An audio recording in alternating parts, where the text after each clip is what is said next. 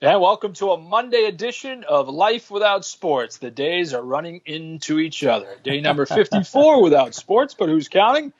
He's Pacino, I'm Metaparsal, and this is our mess called a show. And Mike, one thing I learned last night watching yet another installment, two installments of The Last Dance, I think we're both going to start looking like John Michael Wozniak with our Yeah. hairstyles pretty Yes. soon. Yeah. What a great hairstyle. Again, the one thing this little miniseries, if you will, documentary has been great about it. It's really given you a slice of what his life has been like, and they focus on the Last Dance, but you can't help and go back into other parts of his career, and they even went back to Carolina earlier episodes, but the one and Sam, my wife and I were talking about this after we watched it last night. The drive that guy has, and we knew it was immense, right? And so that's not breaking news, but the story about the guys in the back playing cards for thousands of dollars, and then the guys up front playing for $20 didn't matter what the stakes Nope. were. I thought that was kind of interesting, and then John Michael Wozniak, former narcotics officer in Chicago, kind of stole the show and taking some money from MJ in the quarter Yeah. flip. It's like you and I used to share quarters in Charlotte, driving to Wingate University. You bought me a pack of Spree. I'd say, Yeah, Mikey, here's your 75 cents. I'd say it's a little light. I'm a little light today. So thinking, all right, dude, let's up the stakes a little bit. I Yeah, know that's the game. right, right. First of all, I'd never seen that game before. No, I hadn't seen that one either.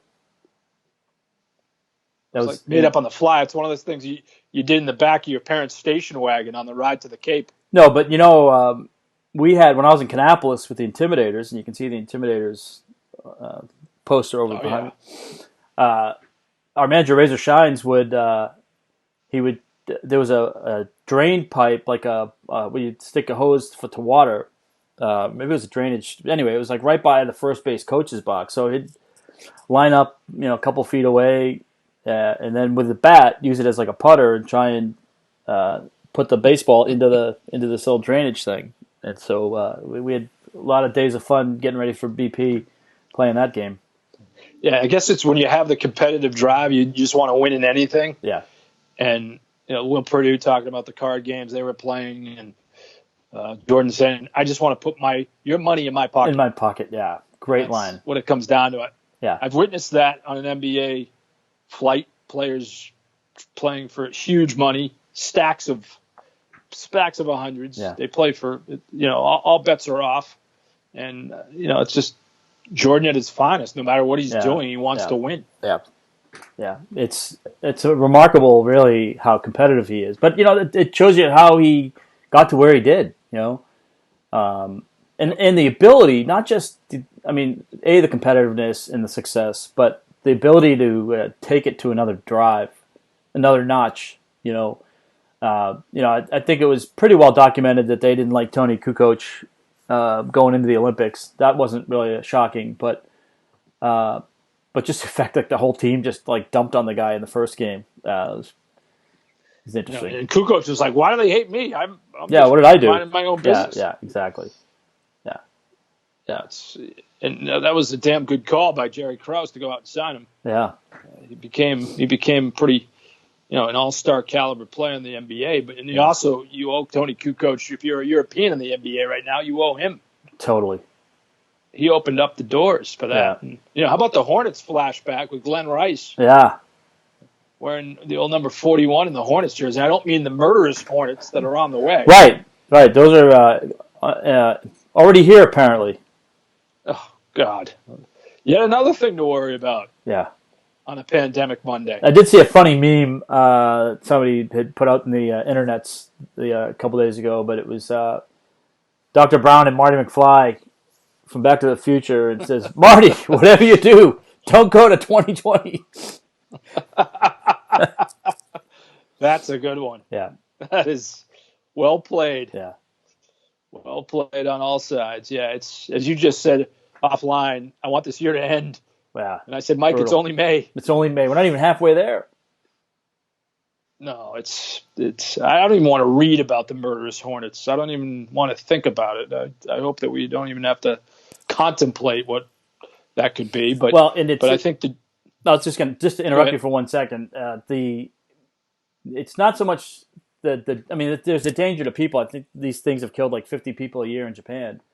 But I guess they do a number on the honeybee population, and not the Yeah. hornets cheerleaders, but the actual honeybees. Well, that was George Shin's department, wasn't it? I think it might have been. The old Hornets owner. Yeah, Yeah. I got you. God rest his soul. Yeah.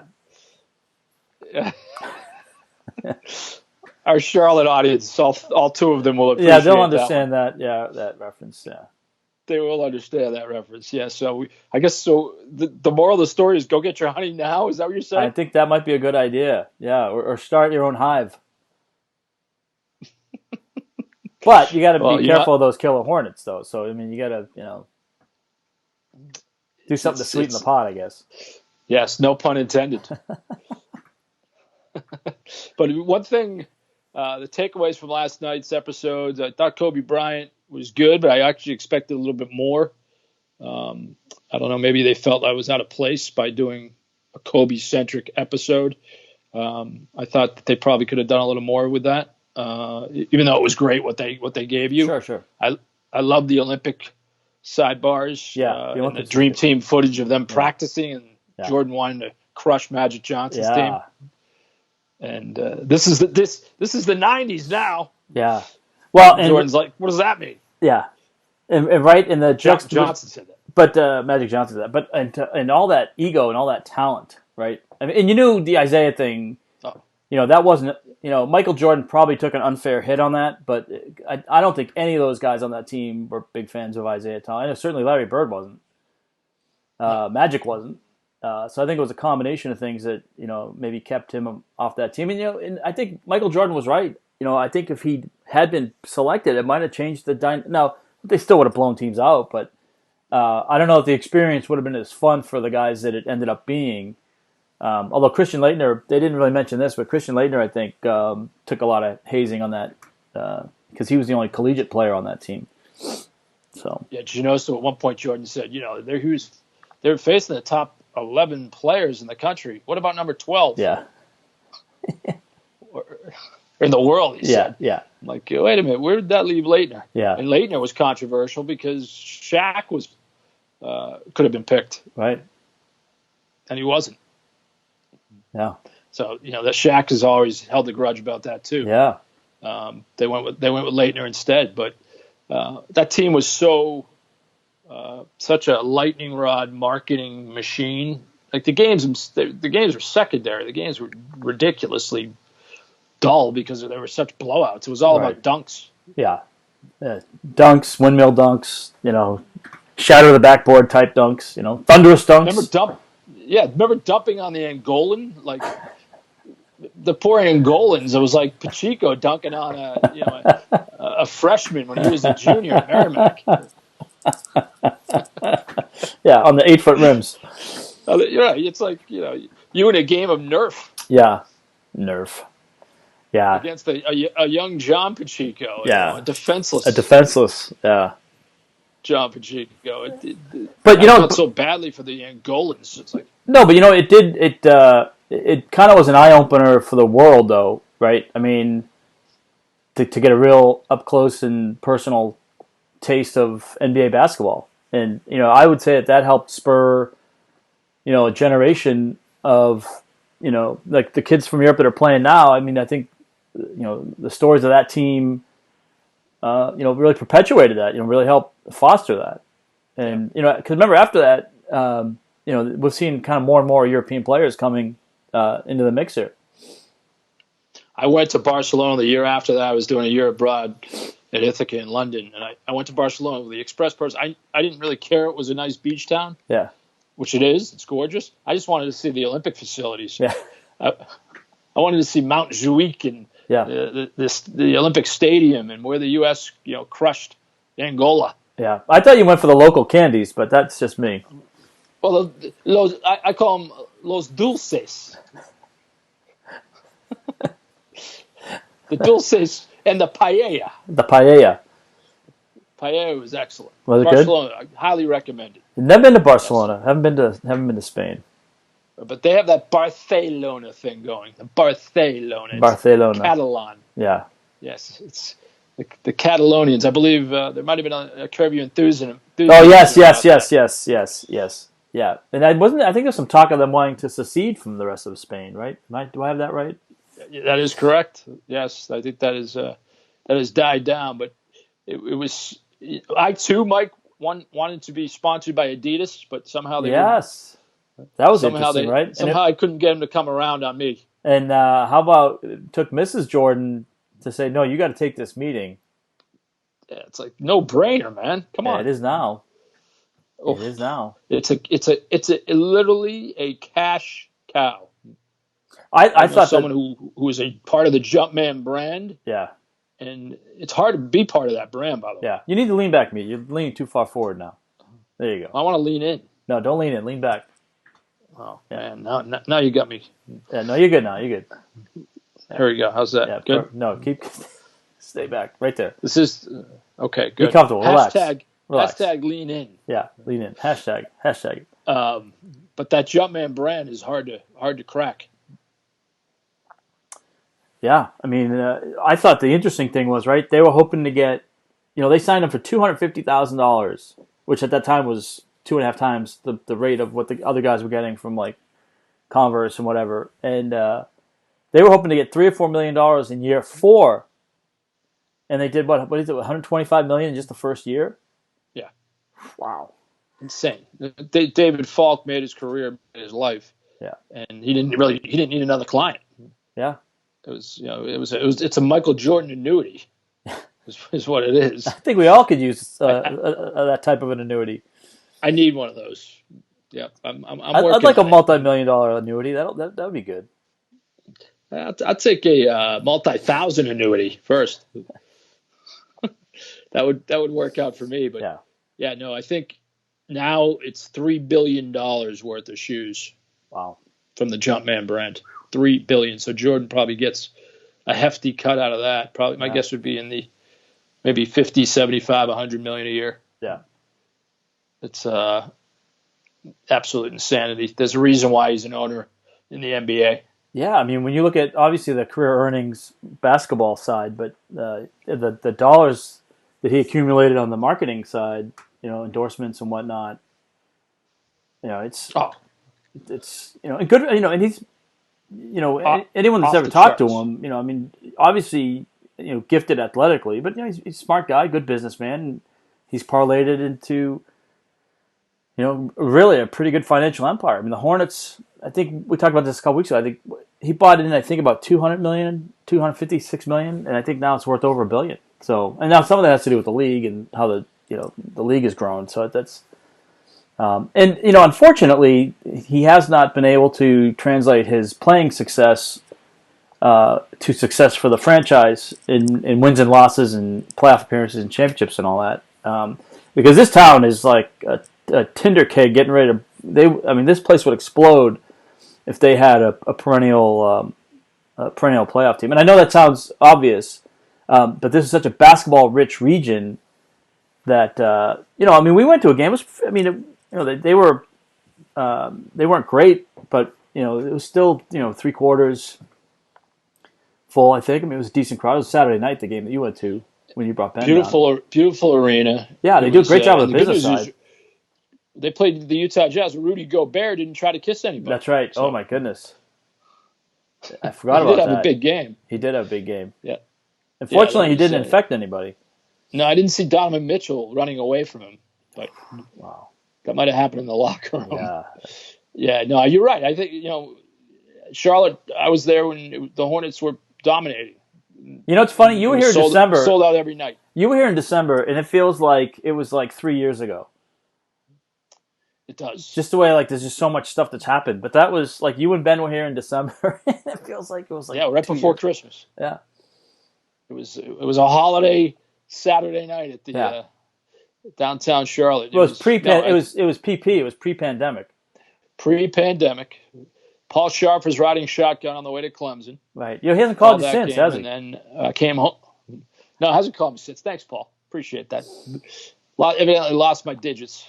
And then we stopped at the Krispy Kreme on the way home. Of course in you Spartanburg. Did. Yeah. Of course we did. Yes, got the dozen because the light was on. Now, when you see that light on, yeah, you got to go. You must stop. Got to stop at the Krispy Kreme.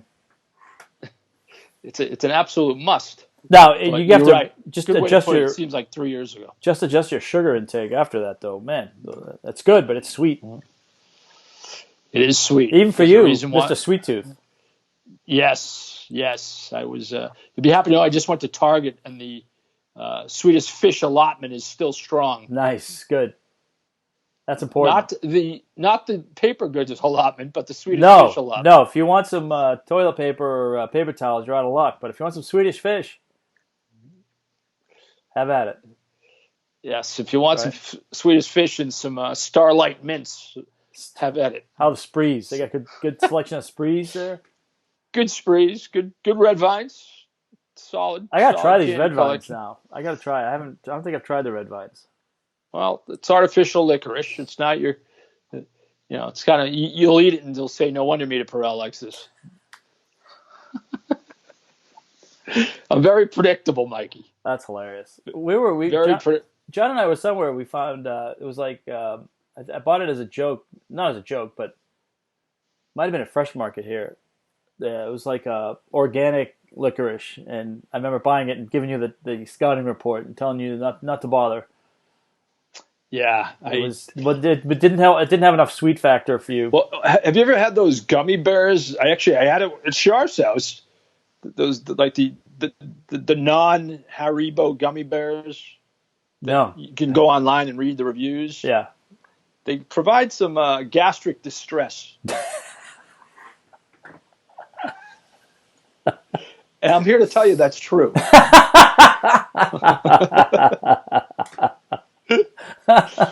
Gastric distress. Oh, neat. Or as Terry Francona called it, intestinal turmoil. Intestinal turmoil. That's a good one, too. When he was out with a stomach issue with the Red Sox. But I was a hurting puppy. Yeah. A couple days later. And it was, it's running to the toilet faster than the time it took Stanley Morgan to run 60 yards at Foxborough Stadium. Oh, me. Not to get too personal. No. I get it. Oh, my gosh. I think they're called Black Forest gummy bears. That's what it is. Because they sent you to the forest. Black Forest. You had to go running for the hills. Run for the... Yeah. Not pointing any fingers or anything, Mike. No. Not that we would ever do that on Light Play Sports. No, and what they are watching this weekend, I was binging on Netflix Hollywood, the new Ryan Murphy serial drama that is based on 1947 Hollywood. Oh, yes, like the LA Confidential and the film noir that we were talking about on Friday. Not the Pinot Noir. Not the Pinot Noir, right. But the film noir. So give us the review. What'd you think? I liked it. I think it was typical. If you know Ryan Murphy, tends to go over the top. He's the guy that did Nip Tuck. He did Glee. Him and Brad Falchuk. He's a very old style Hollywood guy. Anyway, he likes that drama. He likes that dramatic effect. Yeah. Builds it up appropriately so keeps you around, keeps you entertained. Right. Not something for the kids. Right. Rather risque. Yes, but rather sexualized, as you would say. Okay. Well, that's how they draw you in for the first season, and then the second season, all that goes away. Yes. What did a young Rock Hudson? Oh. Who is? He pretty much didn't overly go over the top with fictional characters. Roy Fitzgerald, who was known as Rock Hudson. His agent Harry Wilson was a huge Hollywood agent in the 40s. Harry Wilson, very flamboyant, very an awful guy, like the original awful agent. That Yeah. was Harry Wilson. But he told Roy Fitzgerald to change his name to Rock Hudson. And Tallulah Bankhead, not Scott Bankhead. Tallulah Bankhead, the gossip columnist, right? I believe, was she a gossip Or is she an columnist? actress? She was an actress. Okay. Yeah, and then I think I'm you're thinking of Luella Parsons. Luella Parsons? or you're thinking of Liz Smith. Liz Smith, yeah. But in Hattie McDaniel and played by Queen Latifah. Long story short, it's worth your time. You got to give it a little while, but you'll be entertained, Mike. Slow build up? Hollywood guy. Yeah. Well, Hollywood Pacheco. Right. It's right up your alley. Yeah. Which ironically was the Jordan's bodyguard. He was called Hollywood. Yes, I know who you're talking about. I forget his name, but everyone was. If you're around Jordan, you're Hollywood something. Yeah. The entourage was Hollywood. Yeah. How about Jordan? Is there anyone more obsessed with golf than Michael Jordan? Possibly Lawrence Taylor. Yeah, but if you think about it, it was the one place he could get. It was like refuge, right? I mean, you could just you could control the environment, right? Because you could kind of control who you played with, and you weren't, I mean, Michael Jordan really was the sports equivalent of the Beatles. I mean, that dude, the footage of the team going to the hotel, whether it was the Olympic team or whether it was the Bulls in '90 or any time in that span. It was. And going into his hotel room, and saying, "Here I am, just watching TV today." I was like, "Yeah, sure, you're just watching TV today." Yeah, I've used that line once or twice.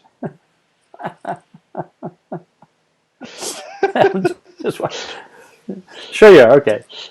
Yeah, that was pre-Netflix. Yeah, sure, okay. That's what Wade Boggs used to say during the Delta Force days too. The Delta Force days. I just found the Sports Illustrated with Boggs. Oh yeah, must have been from '89 or whatever it was. And the headline was "What Me Worry." Yeah. Was that the Margot Adams? Wade Boggs deals with a sex scandal. Yeah. And didn't he have, what was that episode with the Jeep? Like, didn't it like roll over and he didn't get hurt or something like that? Or his wife pushed him out of the car. That's right. Yeah. It was almost Tiger-esque. Yeah. Oof. His wife just evidently gave him a little nudge. And he took a header. I'll say. I thought it's happened to you on 77 with Sam Pacheco. No. Not on the highway. No. She leaves it for those country roads. Just the street. Just the normal street. Yeah, just an innocent push. Yeah. But Hollywood's a worthwhile watch. You forget, Mike, that the Hollywood sign used to be Hollywood Land. Oh, that's right. Because it was a development. It was to develop the neighborhood. I think it was a sign promoting the neighborhood. Yeah. Mulholland Drive. Yep.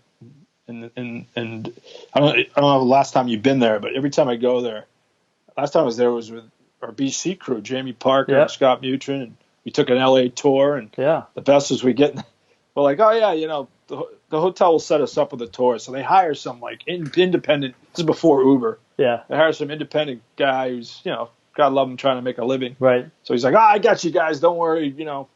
I'll give you a good rate. So we're like, stupid, of course. So we get in the car. What do you think his rate was for the day? For the day? I don't know, $250? $500. $500? Wow. That's his day rate, huh? Yeah, $500. Wow. And it's LA too, so we're like, what? I think we ended up cutting that short though, and Jamie and I got dropped off at a In-N-Out Burger. In-N-Out Burger. You have to buy him lunch too? We're like, we called it a day. We accomplished. We went up to Mulholland Drive, the observatory, went to Hollywood sign. Yeah. Took us around a little bit, showed us the sights. I think we got a reduced rate. Man. Yeah. Welcome to LA. That's a little steep. A little steep, Mikey, but yeah, you could have rented a car and done all that. for the day. We could have, but you think we were smart enough to do that? Yeah. No. We were staying in Glendale. You ever been to Glendale? Glendale. So you were in the Valley, right? Or no? Is Glendale in the Valley? What's that? Is Glendale's like by I think it's Burbank, right? yeah, it's on the yeah, it's kind of on the edge of the valley. Yeah. Yeah. So, my brother played in the 13-year-old World Series in 1981. They played a team from Glendale, California. Nice. Yeah. Which It was in brother? Jamestown, New York. They were in, the World Series was in Jamestown, New York. The old Jamestown Expos. Yeah, I remember that. Your brother was the original Cody. Was Cody Webster before Cody Webster? No, he was more like a Randy Kutcher, I think. He was more like a utility guy than a star on that team. But And that's, by the way, that's never a good thing in Little League. no, it was a 13-year-old Babe Ruth World Series. No, he was better than that. I kid. He was good, but I hope the Pacheco family watches this every day. I mean, yeah, at least we could ask for that, right? yeah, or at least subscribe, for crying out loud. Yeah, I mean, come on, man. Like, share. Don't you remember that time we had in Houston?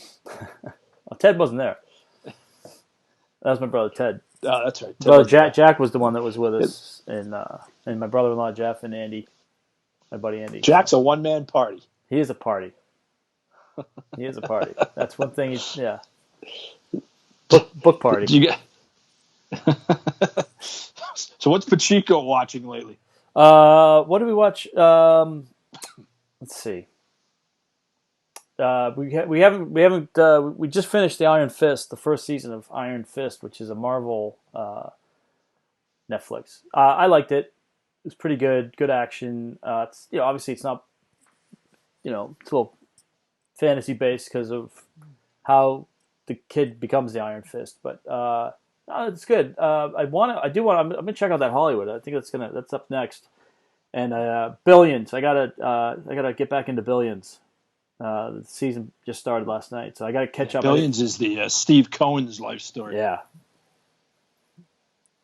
Guy was going to buy the Mets. Yeah. And backed out. Yeah.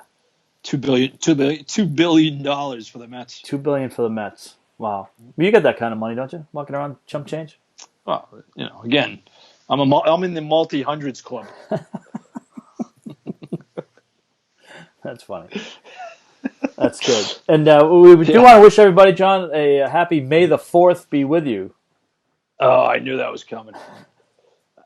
Thank you, Jedi. Hold on, let me drag this in. Where's your... Oh, there it is. There it is. Take a bow. Put that back. How long did that take to build? Couple hours. Couple Nicely hours. done, Mike. It was for my son.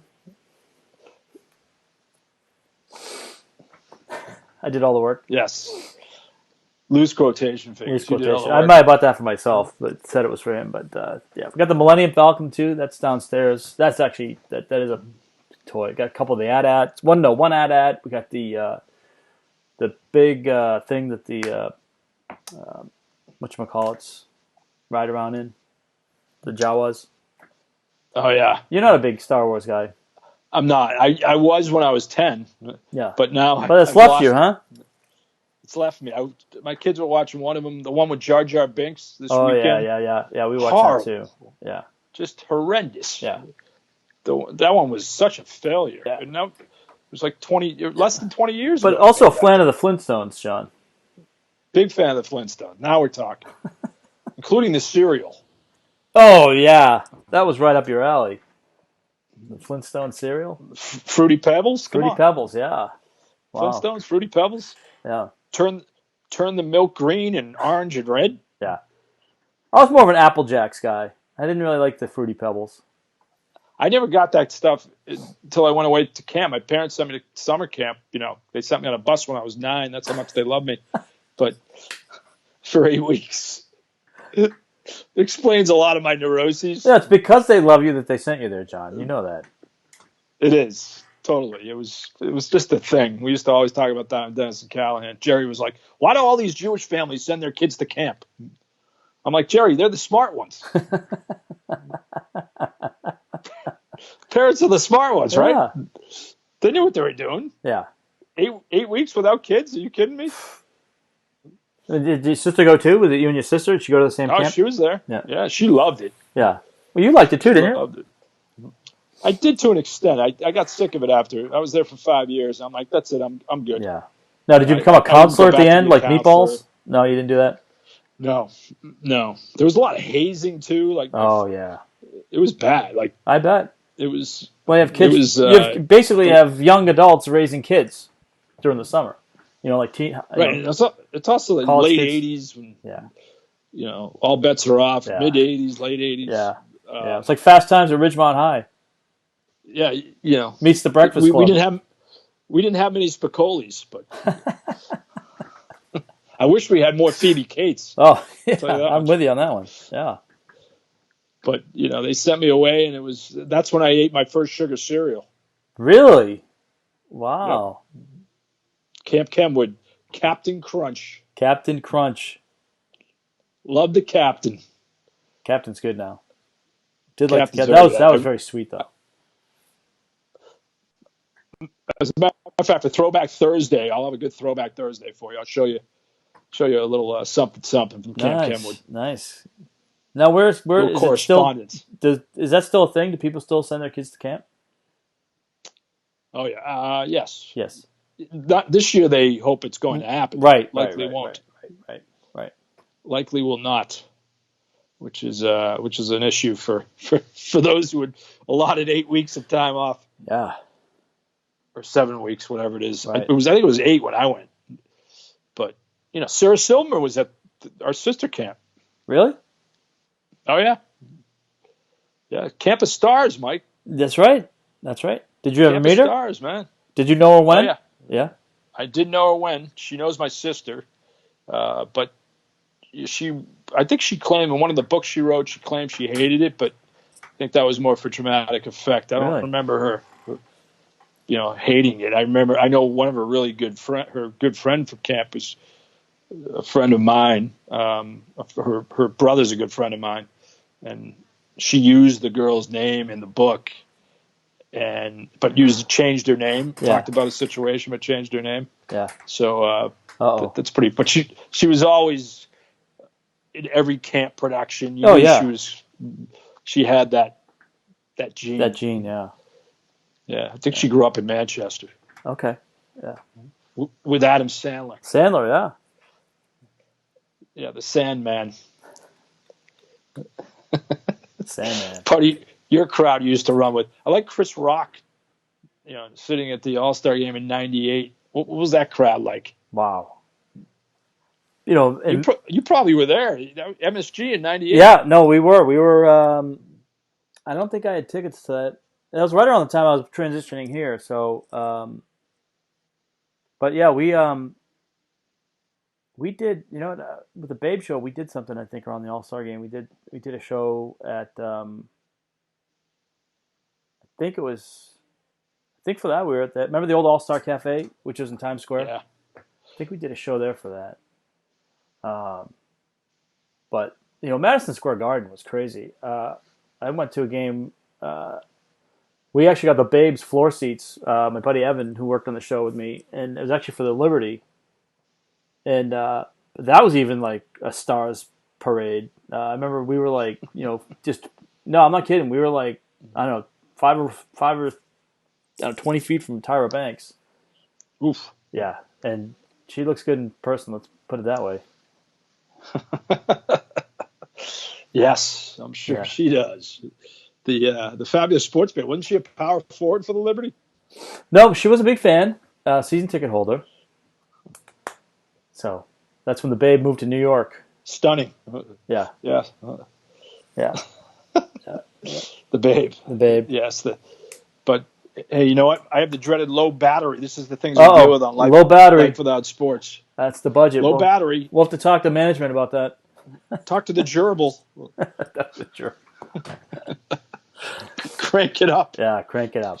Well, Meat, always a pleasure, my friend. We'll talk to you again tomorrow. Yes, may all your todays be the same as your tomorrows. Thanks, Mikey. So long, everybody.